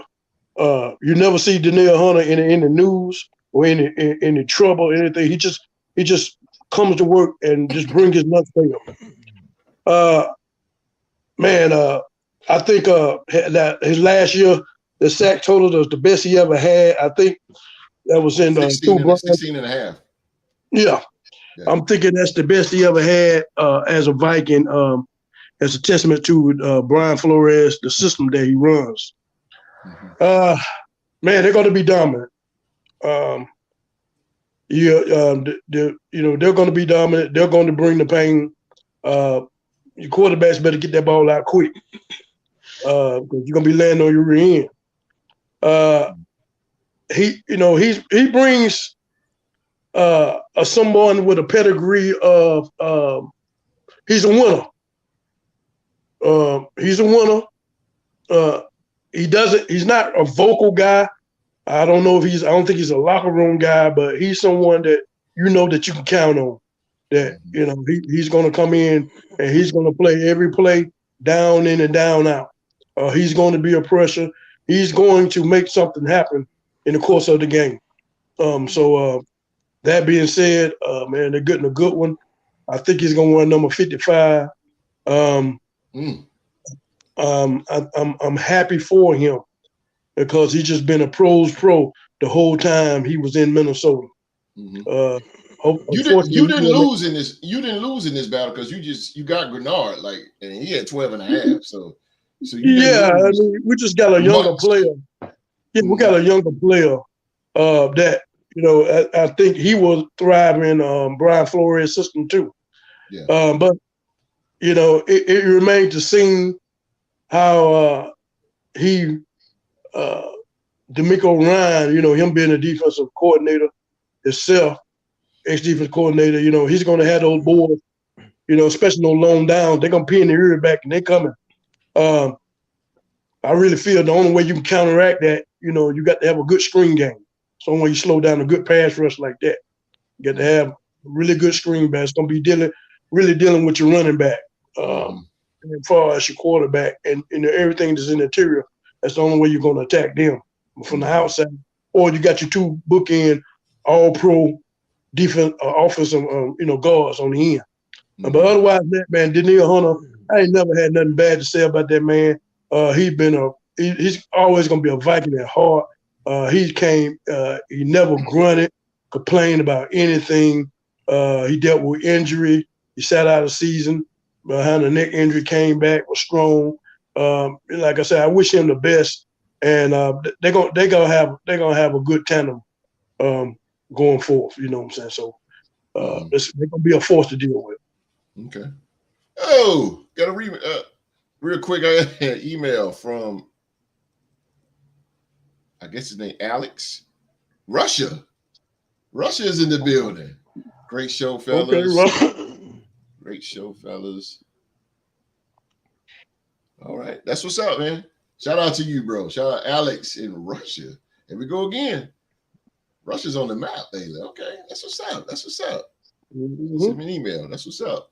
Rockstar Rock. I gotta go to Rockstar because Rockstar see this guy. He's gonna see these guys 2 times. And you know, the Jacksonville Jaguars is former AFC South Division champions. But my question to you, Rock, is now you got a hell of a 2-headed monster coming your way. Does that kind of change the game plan in Jacksonville? Does it kind of stir up a little bit of nervousness now that Houston is really starting to get their bearings rolling now? Yeah, it from a fan standpoint, as me being a fan of Jacksonville, when I seen that the Texans signed Danielle Hunter, I was like, oh man, they loading up over there because they already seen how the Titans made moves and the Colts, how they made moves to complement certain weaknesses that they had on the side of the ball. The Titans got better. They took our wide receiver. Calvin really wanted to be in Jacksonville, but took more money to go play for the Titans. Yeah, you know. So when I seen Danielle Hunter going to the Texans, it was like wow, because we was in that circle of teams. We was one of the certain teams that wanted to trade for him, but we didn't know how to make sure that the money was going to work because we still had Josh Allen, and we didn't know what was going to happen with Calvin Ridley. So I mean, looking at it, the Texans did what a championship team is trying to do. They building on their defense. They knew last year in the playoffs against Lamar Jackson, if they had enough amount of time to get to him, maybe they'd have played against the Chiefs. Who knows? Just the little things like that. And then within the division, they know that you got Anthony Richardson, a big, strong, mobile quarterback. Trevor Lawrence is mobile and you know, big in stature as far as, and Will Levis. He showed that with a good opportunity in Tennessee, he can, you know, move the ball downfield. So I believe it was a good move for them, you know, to get another veteran guy in there to go with their rookie, you know, a guy that can necessarily, you know, like what Q-Dog was saying, he led by example based off of his play on and off the field. You never heard anything about Danielle Hunter unless it was a trade rumor or something like that. You never heard about him being in the news in Minnesota. Like you would hear from some other top guys that went to Minnesota or was a draft pick from Minnesota. They would usually end up getting in trouble somewhat towards their career or something like that. But he stayed pretty quiet, you know. I think he going to a good organization, but I just hope, you know, the 2 times that he see us, you know, he don't get to our quarterback. That's all. That's right. Yeah, that's pretty much it on that. That pass rush is going to be off the chain. Yeah, for sure. Philly G, you seen old Will Anderson on the collegiate level in the University of Alabama. Man, but boy, now he, you know, and then now he's won the Defensive Rookie of the Year. Now he's joined by one of the best defensive linemen in pro football today, Danielle Hunter. Now, my question to you, Philly G, is this Houston Texans defense going to be for real? And do you think they will be top 5 next year? Well, there's only one answer to that question. We know that they're the real deal. We saw that last year. You know, this year adding Danielle Hunter is only going to make them way better. Yeah. And all I gotta say is I'm happy Danielle left the NFC. I feel you on that. You know, he's going to the AFC. Yeah. With you guys. So, you know, and then as far as Will Anderson, I know the Terminator is out for blood. I know that he's out this year to do what he did last year, but now he has better help. That secondary is going to be insane. And they still got to add in the draft, too. Whether they go offense or defense, you know, this Texans team is a real deal. And I hate to say it, T-Rock, in front of you, but they might be running the South for the next few years, the way that it's going. Well, I say, I'm gonna jump in there. Philly G could be right. Philly G could be right, but I love now that the AFC North is. We know the AFC North is what they are, but let me tell you something. That AFC South just got better, bro. And I think Jacksonville, the one that set the standards. Because look at it like this: Jacksonville, out of all those teams, was really the first team to really start rebuilding. Because Jacksonville, they only won 3 games, and then they went to the playoffs and won the division the next season. So Jacksonville set the standard. They set the bar in it. They set the bar now. When they added the weapons on offense and defense got it together, like this is going to be good. This is going to be good. Up a beast in the AFC South. Absolutely. Anthony Richardson coming back. Should be, and I think that T-Rock should be happy that they didn't get Derrick Henry too. Henry. They would have got Derrick Henry. It would have been a wrap. But that'd been something. Sticking at the topic at hand, I think we still got to see him though, because he in the conference. He's still in the conference. Yeah. I think we might play Baltimore, but you only got to deal with him. For some strange reason, we didn't play Baltimore like the last 2 years, or play a team in a division the last 2 years. So I'd be surprised if we got something for them. Yeah, if we don't play them. Oh yeah, we play the Raiders this year too. Damn. Play Vikings too, baby. We'll play y'all. No, I said we play Jacksonville. We play we play y'all conference. Jacksonville is so damn pesky, dude. We play the AFC West and the NFC North. Jacksonville is a pesky team, bro. That's team. I tell you, bro. God damn. They're gonna have to be pesky though. You said top 5 Philly G? No, I said they're gonna have to be what they are. Like they're gonna have to be pesky, and they're gonna have to be the Jaguars in that division. Yeah, Jags. Otherwise, they're gonna take it. The Texans are gonna take it from everybody. Oh yeah. Yeah, I love it. I love the competition, man. I'm glad that those 4 teams are really coming up, man. This is the future. That division is the future, bro. Richardson, Levis, Richardson, Stroud, and Lawrence. That's the future. That's the future right there. It's beautiful. Will Levis just gotta be productive for Tennessee to keep Tennessee in. And Tennessee is making sure that he will, because look what they're giving him. Yeah. So this is going to be good in that division. That's going to be good, man. I know Rock loving that because of the competition now. Like I said, Jacksonville has set the bar in that division, bro. They have set the bar. And now everybody's trying to come along with it. But Mr. Episode, what you think about Daniil? The two-headed monster between Daniil and Will Anderson, will they be top 5 in the NFL in defense? Negative, good buddy. I vehemently disagree with the rest of my podcast panel members.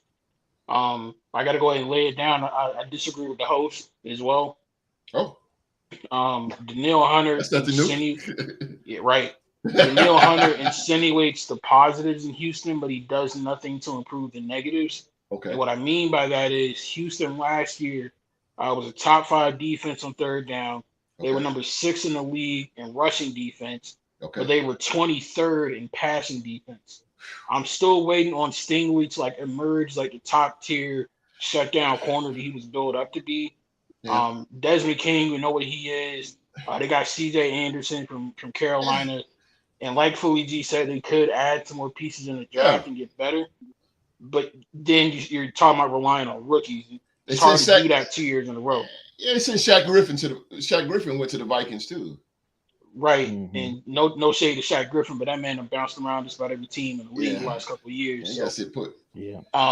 But yeah, I love the fact that they're adding to their pass rush. But speaking from personal experience, Coach, you and I know this very well. You can have a dominant pass rush and combo, but if you don't got no secondary, ain't really too much you can do. Man, what you talking about? We had in 2016, Khalil Mack went on to become the defensive player of the year in the NFL, paired with my main man Bruce Irvin from Seattle. They were a dominant duo. We nicknamed them the Slash Brothers. They were getting sashes into the quarterback, but that secondary couldn't hold water. Like I remember the game when we was in New Orleans against GC Saints. Man, Brandon Cooks was eating us alive. Michael Thomas was cooking us. And it was nothing that our secondary could do. We got cooked by Julio Jones. We got cooked by Kelsey. Like, every time we went up against a team with some good receivers, we couldn't hang with them, even though we had a very dominant pass rush. So being able to stop the run and being able to get after the quarterback is great, but you still also need a secondary that can cover and that can break up pass attempts and get some interceptions. And last year, that was the area where Houston was lacking. They could put up points with the best of them on offense. They could hang with you on third down, get you off the field, and it was really tough to run the football on them. But if you had a good air attack, man, you could score on them. I ain't trying to throw shade, but they gave up 30 points to Zach Wilson and the Jets. So I don't know personally. Yeah, but they beat the brakes. But they beat the brakes off Cleveland with Amari Cooper. But that's what I'm saying. In the regular season, when Amari Cooper went off for 50 points in fantasy, that's a perfect example. They were getting that was against the Houston secondary. Yeah. So they have moments where the pass rush and the run defense is really good, but it's, again, man, that secondary is kind of like the weak link of that team overall, if you ask me. Their special teams unit is really good. T-Rock got a taste of that in Jacksonville last year. Offense is really good when they show up. They were a little bit out of their depths, I guess, in the playoffs last year. But, I just want them to improve that secondary and really become a really complete team before I start trying to put them in, like, the top 5 in the league and all that good stuff. And another thing that was said that I disagree with, man, I feel like we should pump the brakes a little bit.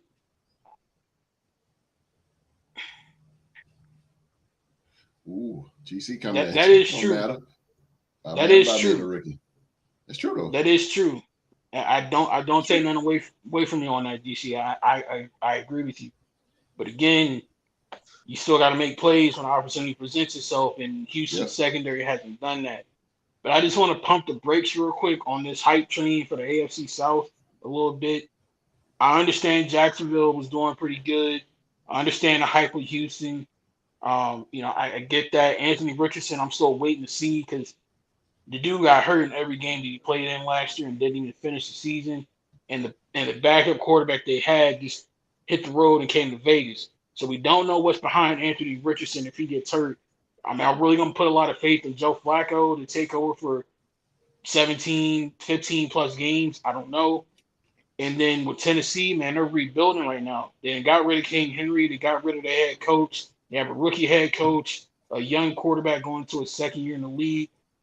I feel like they might try to trade DeAndre Hopkins sometime in the draft. I just have that feeling. So I don't know.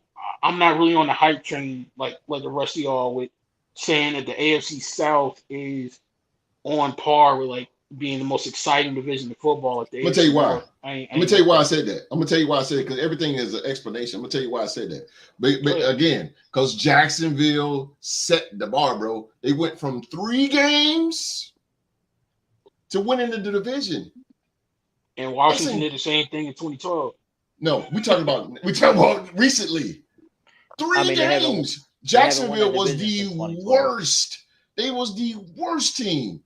And look how dramatically they changed the next season. That's incredible. I ain't trying to throw shade at T-Rock because T-Rock is my guy. That's my dog. I talk football with T-Rock for hours. But respectfully, what did you expect them to do when they had literally one of the worst head coaches in the history of professional football and got a legit head coach? Yes. Let's call a spade a spade. Urban Meyer was literally one of the worst. Right. Urban Meyer was one of the worst head coaches in history.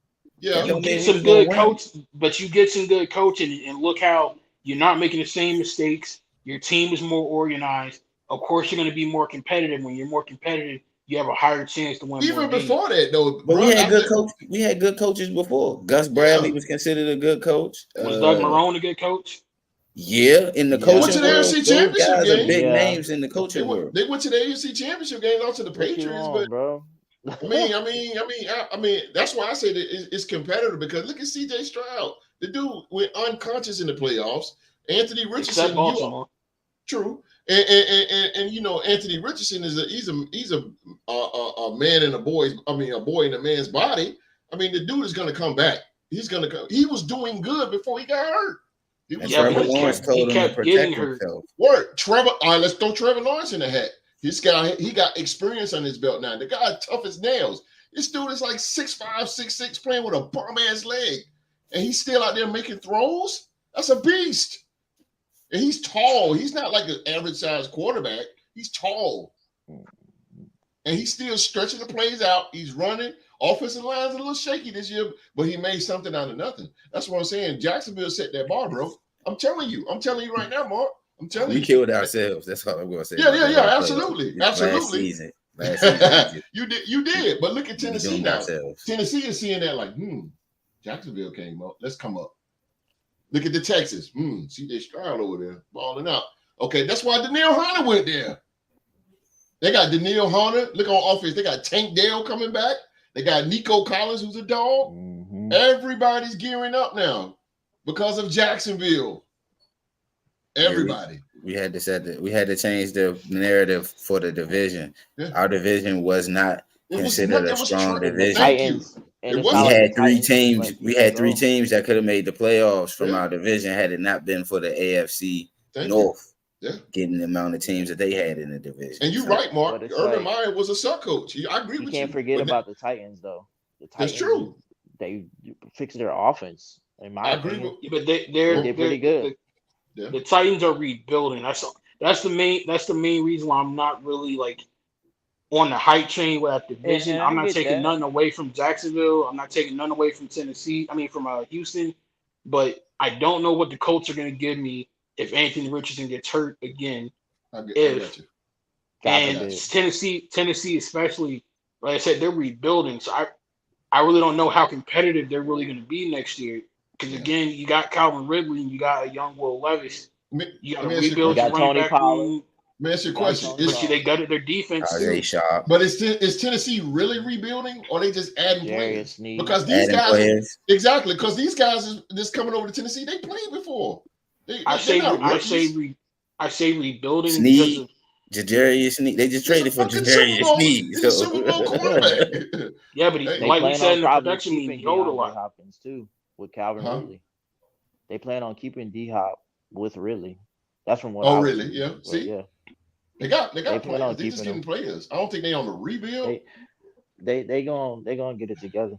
They're not done. Remember, this is all before the draft. The Titans weren't really trash, bro. They were never really trash. If the Titans was on the rebuild, they would have fired everybody from the GM. They kept their GM. They just fired the head coach. The head coach who I heard was an asshole.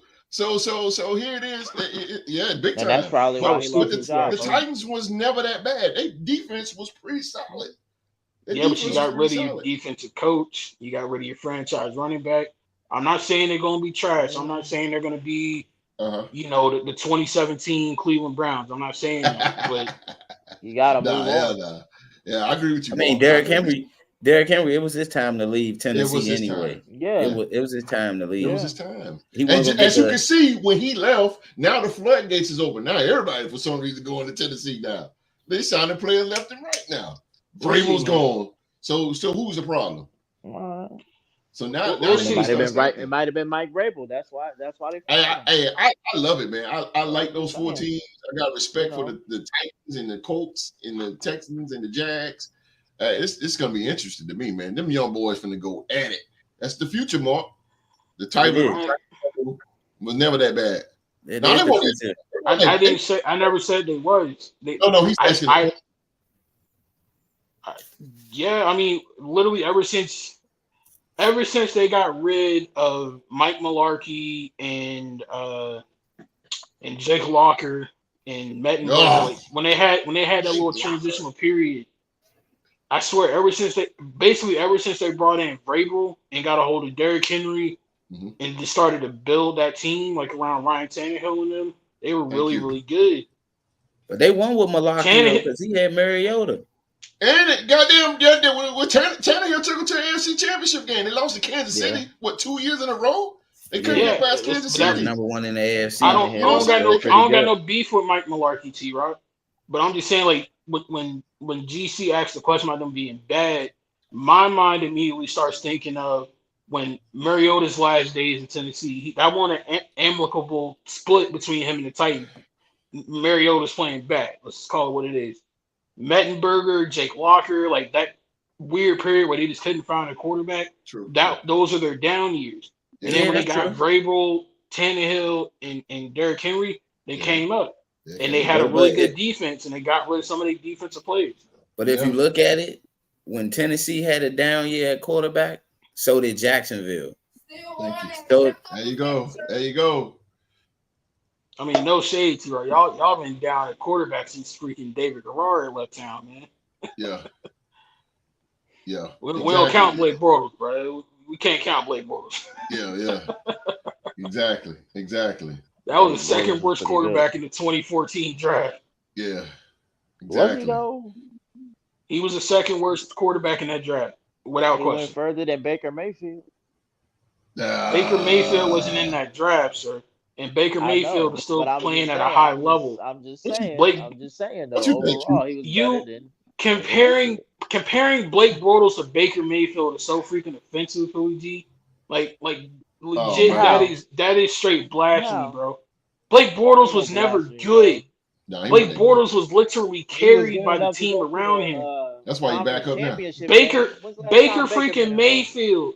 Baker Mayfield turned down almost 2 decades of horrible organization. Him playing for the Rams. Oh, come on, bro. He beat the Raiders when he was with the Rams. And we seen what he did with Tampa. We know that he knocked your Eagles out the playoffs. Jalen Hurts had an early vacation because of Baker Mayfield last year. He had them right there in the thick of it with Jared Goff and the Rams. But how far did he go? He still didn't go to a championship game. Jalen Hurts is I mean, hey, that's just the way the cookie crumbles. He got hella close. But put it like this. Put it like this, Philly G. No. Put it like this, bro. Your narrative. Now, Philly G, put it like this. Put it like this. This is an end-all, be-all fact. Blake Bortles on that one magical run in the playoffs was never heard from again. Baker's taking 2 different teams to the divisional round of the playoffs. That speaks to something. Hey, brother have more bites of the apple than only have one and never do anything with it. So Leonard Fournette and that defense carried Blake Bortles. Don't do that, dog. Yeah, Leonard Fournette. He was. Please don't do that. Playoff. That's how you got playoff. That's mad disrespectful, bro. That's how you got playoff Lenny. Baker Mayfield carried the freaking Browns. What are we talking about? Yeah. The Cleveland Browns were booty butt cheeks for 2 decades. That's very true. They were so bad they left Cleveland. Yeah, Baker turned them around. Deshaun Kaiser wasn't doing that. Come on, man. Odell. Understood, but they had Odell and Landry too. AJ Brown. And the main projection, the guy who's doing. Everybody needs help to win, man. You can't just do it alone. $2 million. So how come when Vince Young had help on that green team, he ain't win? Damn, you right, G. You won't give him $100 million. What? Yeah. Shit.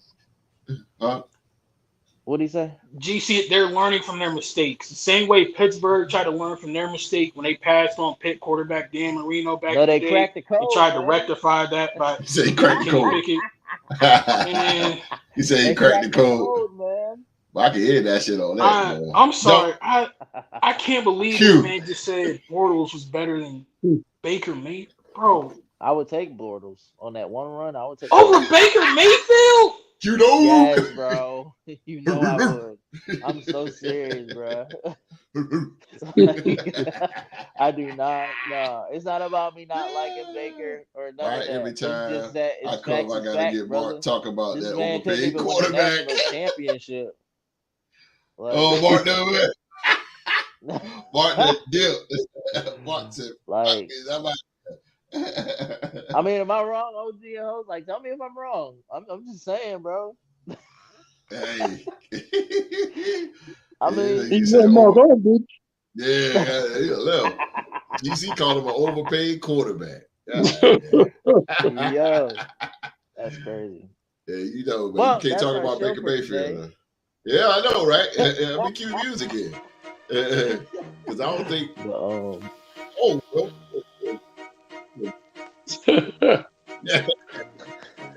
Stand when you talk about Baker, boy. He ain't lying. He said, Philly G, you smoking crack, Philly G? He said he's smoking crack. He said, give me Baker for sure.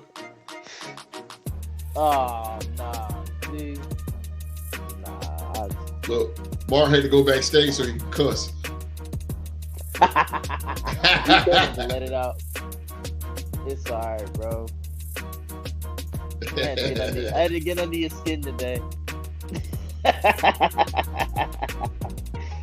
You had to go heel on him? Mm-hmm. He said, "Oh, I hate Baker." Oh man, I hate Shut Baker on him. too. Shut on him. But hey, Well, GC got more. But Blake Bortles is the worst. Yeah, he was. Blake Bortles was not good. He was the second worst in that draft class. Yeah, he wasn't that good, bro. He was the second worst in that draft. I never said that he was the best one in the draft. Oh, Yeah, he man, wasn't. That motherfucker wasn't that good, bro. Unfortunately, Cleveland drafted the worst quarterback in that class. Who don't? Hey, Q-Dog could have had him too, man. If things would have shaken out differently, man, Q-Dog could have had the best quarterback I've ever seen, but he passed on him. True that. Derek Carr, bro, is not the best quarterback you've ever seen, and I refuse to believe that. That's what you say you ever seen. You can't sit there. You can't sit there and lie to yourself and think that It's not a lie. It's something I truly believe in. You know, you can tell yourself a lie to the point where that man dedicated to the DC folk. But I know good and well, even if I'm fully medicated, there is no universe in existence where I'm taking Blake Bortles over Baker Mayfield, son. You lost me with that one, bro. I'm sorry. Everybody got their opinion, man. Hey, when we was growing up, everybody wanted to be Joe Montana, bro. Joe Montana was the guy. He's the best I ever seen. Q? Mm-hmm. Joe Montana was the goddamn truth, boy. Oh, Joe Cool. I'm telling you, Joe Cool was the guy. Forget all Pat Mahomes, Tom Brady. Sadly, in my lifetime, sadly, it was Brady. Hey, that's your era. It was Brady. Hey, you ain't wrong. No, you ain't wrong. I mean, that's why I'm it's your sitting there opinion. like he has his opinion too, host. But I can't He said sit here and let him say Derek Carr is No, he's said seen in a him. Raiders uniform. Not all times. Raiders uniform. Probably. And even then, I said what I said, bro. Said what I said. And I'm going to say this, man. I said what I said. Blake Bortles. Blake Bortles. That's my opinion. Let's get the hell out of here, man. That is our show for the day. Got Mark all steamed up, boy. That is our show for the day, man. As always, we want to thank you for watching another episode of the Real Sport Talk Show, man. We hope you guys were entertained and enjoyed the show today. Remember to click on that thumbs up, man. Click on that thumbs up. And if you want to watch these gentlemen each and every single week as they tear the house down on all the debates, man, y'all hit that subscribe button and turn on that bell for all notifications. Oh, my goodness. Well, Mark, look at it this way. This is the most fun you're going to get because the Hornets ain't giving it to you. Oh, damn. See, you just stirring up the pot here. Check us out, dog. We're thankful y'all for tuning in today. That was a good showdown between Justin and Mark, and I look forward to challenging Mark in trivia next week. We thank y'all always for tuning in. We need the live chat to liven up more. Some of the guys on YouTube chat live chat. I don't see y'all no more. I guess y'all took a little hiatus, but dog calling you out. So. The dog calling you out now. Yes, sir, bro. We need to get you back on in here. But thanks for tuning in. Look forward to seeing you. I won't be on Tuesday, but I'll be on next Saturday, and we'll be on Tuesday again. And like the season kicked off 2 weeks ago in NFL free agency, we're talking about more basketball. So just come on in and have some fun with the fellas for 2 hours and get educated about sports and come on the live chat. You can educate us and we can all have some fun. But till then, we'll see you next Saturday on mine. Hey, I'm laughing because, man, one thing about Q, boy, he get off a good one every now and then. I'm surprised. He didn't get off a good one today. Boy, I be waiting on Q, man, because I'm telling you something. Ain't a dull moment when Q around. He going to get off on something. So, we got the friends on here. Let them go at it today. 504 in the building. GC, man. Good to see you. Well, good to talk to GC, man, again. And like the dog say, Oh man, it's also good to see Philly G, man. Philly G on a Saturday. Philly G. Yes, sir. Philly G. Philly Sure. G on a Saturday. On a It's Saturday. been a while. Yes, sir. We got to open up the NBA. That will be coming soon, Philly G. Now you will definitely know. You say, yeah, keep y'all in the net mix about Tuesday. I'm working Saturday. Okay, cool. You know what to do. Yeah, you know what to do. And ladies and gentlemen, you know what to do. And you know what I'm about to say, because we will be back in the building. Same bad time, same bad channel, of course, man. Tuesday night with more sports talk and news from the sports world, man. So again, come on back this Tuesday, 7 p.m. live right here on YouTube, because we got sports to talk about. Everybody around the world. Until then, everybody's watching around the world. Be safe and stay safe. We out.